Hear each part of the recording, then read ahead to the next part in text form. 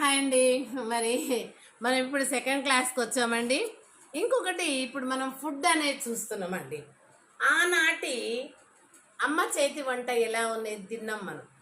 ఇప్పుడు మనం ఏం చేస్తున్నాము, అన్నీ కూడా యూట్యూబ్లలో చూసి ఆ యొక్క ఫోన్ అక్కడ పెట్టుకొని వాళ్ళు చెప్తా ఉంటే చేస్తూ ఉండడము, ఆ కిచెన్ చూపెట్టడము, మన ఇంటి అందచందాలు చూపెట్టడం, సరే అది చూపించుకొని, కానీ ఉప్పు వేసాక కారం ఇంత వేయాలి అంత వేయాలి. ఏంటండి, ఏ ఆడమకు వంట రాదు చెప్పు? ప్రతి ఒక్కరు వంట నేర్చుకునే ఉంటారు. అంటే తల్లి నుండి పుట్టి పెరిగిన పిల్లలు, ప్రతి ఆడపిల్లకి తల్లి నేర్పుతుంది.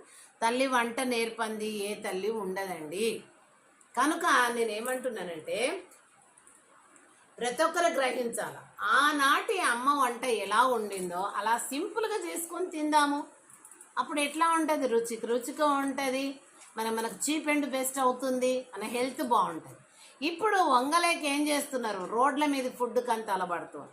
ఈవెన్ జొన్న రొట్టెలు కూడా కొనుక తింటున్నారు. అదేవిధంగా అంటే కూర ఎవరు వండుతారు, ఆర్డర్ ఇవ్వాలి. మరి ఇంకా ఏదో టేస్ట్ నోరికి కావాలంటుంది, బిర్యానీ ఆర్డర్ ఇవ్వాలి. ఇలాంటివి చేస్తున్నారండి. మనం ఆడల్లో పుట్టుక ఎందుకు పుట్టాం మీరు చెప్పండి? ఆడవాళ్ళంటే ఏం చేయాలి, అమ్మగా మనకు వచ్చినట్టు విధంగా చేసుకొని మన పిల్లలకు మన ఇంటి వాళ్ళందరికీ పెట్టాలా, బాగుందనే మాట వాళ్ళ నుండి విని మనం సంతోషపడాలి కదండి. కాబట్టి ఇలా చేయాలి. వంట ఎవరు చేయరు, ఆ ఇంట్లో ఆడది లేకపోతేనే వంట లేనట్టు.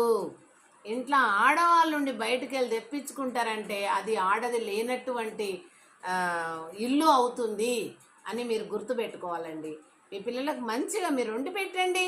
ఆ ఫ్యాషన్ ఫుడ్ వద్దు. అదంతా డాల్డాలు వేసి, ఆ డాల్డా ఎక్కడి నుంచి చేస్తుండ్రు, ఎద్దుతోలు, బర్రెతోలు, కుక్కతోలు, నక్కతోలు అవన్నీ ఉడకబెట్టి నూనెలు తయారు చేస్తున్నారు. ఏ రెస్టారెంట్లో అయినా కూడా అదే నూనెలు పోస్తున్నారు.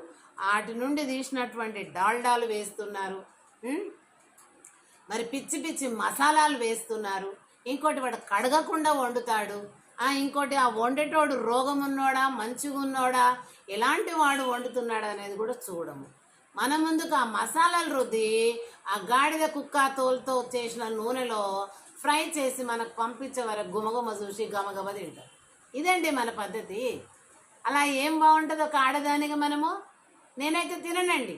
నేను బయట నుండి ఫుడ్ తెప్పిస్తే తినను. వాళ్ళు చేసుకుంటుంటే కూడా మా పిల్లల్ని నేను అంటా, వండుకొని తినండి. వెనకట్లాగా బగారు వండుకోండి, మాంసం వండుకోండి, చికెన్ వండుకోండి, పప్పు చేసుకోండి, ఇలాంటివి చేసుకోండి. మంచిగా తినండి, పుష్టిగా ఆరోగ్యం బాగుంటుంది. బయట తినకండి, బాధపడకండి. అదే నేను చెప్తా.